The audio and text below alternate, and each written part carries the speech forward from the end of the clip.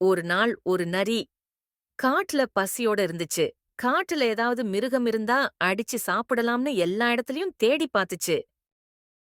எவ்வளவு தேடியும் வேட்டையாடி சாப்பிடுறதுக்கு எந்த மிருகமும் கிடைக்கல.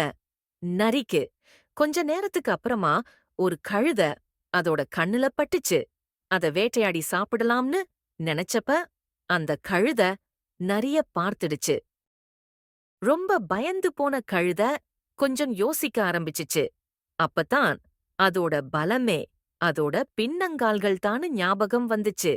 எப்படியாவது நரிய தன்னோட பின் பக்கத்துக்கு கொண்டு வந்துட்டா. ஒரே ஏத்து ஏத்தி தப்பிச்சு போயிடலாம்னு முடிவு செஞ்சுச்சு. தயவு செஞ்சு என்னோட வால் பக்கம் வந்து அதுல மாட்டியிருக்க முள்ள எடுத்து விடுங்க. இல்லன்னா நீங்க என்ன சாப்பிடும்போது அது உங்க தொண்டையில சிக்கிக்கும்னு சொல்லுச்சு.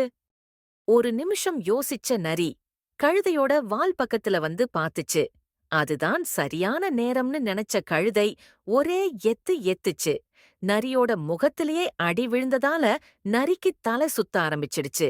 இதுதான் சரியான நேரம்னு கழுதை வேகமா தப்பிச்சு ஓடிருச்சு.